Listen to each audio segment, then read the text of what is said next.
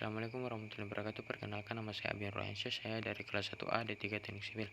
Saya akan menjelaskan tentang dasar-dasar ukur tanah. Ilmu ukur tanah menurut Joko Walijatun yaitu pengukuran tanah dapat dianggap sebagai disiplin yang meliputi semua metode untuk pengumpulan dan pemrosesan informasi tentang bumi dan lingkungan fisis. Ilmu ukur tanah merupakan bagian rendah dari ilmu yang lebih luas yang dinamakan ilmu geodesi. Ilmu geodesi mempunyai dua maksud, yaitu maksud ilmiah dan maksud praktis. Jadi pada dasarnya ilmu ukur tanah merupakan bagian dari ilmu geodesi. Adapun ruang lingkup bidang teknik sipil tersebut antara lain meliputi bangunan gedung, bangunan industri, bangunan perumahan, dan bangunan-bangunan lain. Satuan pada ukur tanah. Pada ilmu ukur tanah ada beberapa satuan ukur yang mesti dimengerti oleh surveyor. Dalam satuan ukur yang diterapkan di Indonesia ada jarak, luas, satuan volume, dan sudut. Jarak panjang yaitu contohnya pada gambar di bawah ini. Ada kilometer, hektometer, dekameter, meter, desimeter, sentimeter, milimeter. Jika menurun satu tangga maka dikalikan 10. Maka sebaliknya jika naik satu tangga maka dibagi 10. Volume yaitu satuan pangkat 3 atau meter kubik, digunakan pekerjaan tanah seperti galian atau timbunan.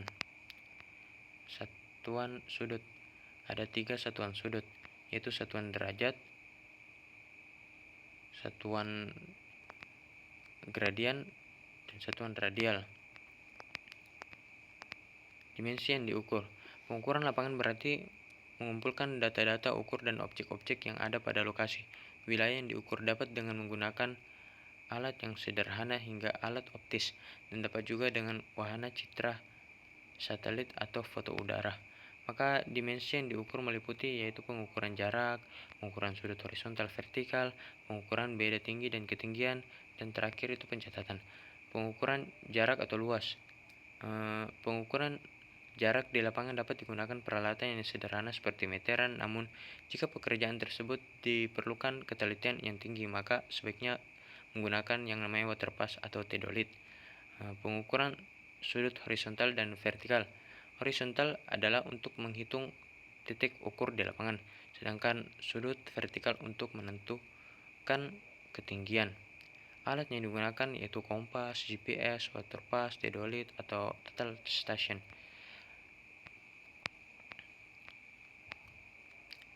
Di dalam ilmu ukur tanah, ketinggian adalah tinggi suatu objek di permukaan bumi yang diukur tingginya dari suatu bidang datum tertentu. Bidang datum berupa permukaan air laut, bidang referensi, asumsi atau anggapan.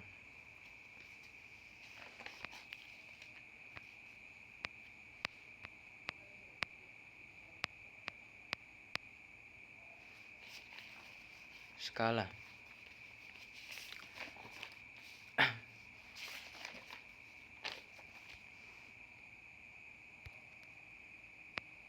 Skala adalah perbandingan antara jarak di peta dan jarak di atas permukaan bumi. Skala terbagi menjadi dua, yaitu skala numerik dan skala grafis.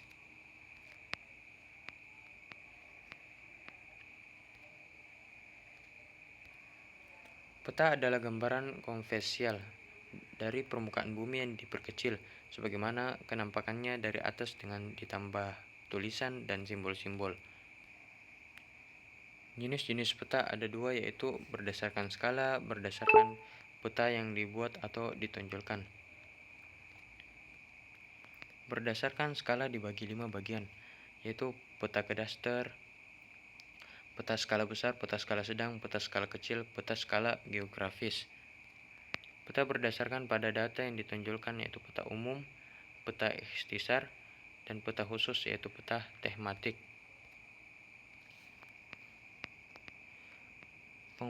Penggambaran pada topik atau tema tertentu saja.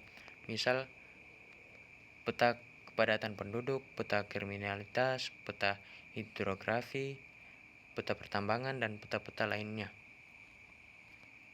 Unsur-unsur dalam peta. Di dalam peta harus berisi hal-hal seperti di bawah ini, yaitu judul, garis astronomis, sumber peta, tahun pembuatan, skala peta, garis tepi, mata angin, simbol peta seperti jalan besar, jalan yang lebih kecil, jalan setapak, dan simbol-simbol lainnya. Warna peta ada warna biru, yaitu laut, hitam, dataran rendah, kuning, dataran tinggi, coklat pegunungan, merah hasil budidaya manusia, dan lain-lainnya. Menentukan zona. Cara menentukan dengan dicari di mana zona wilayah atau kota tersebut supaya terhubung dengan peta dunia, dan juga untuk memulai pada program AutoCAD penentuan posisi GPS diminta memasukkan zona. Mungkin sekian dari saya. Assalamualaikum warahmatullahi wabarakatuh.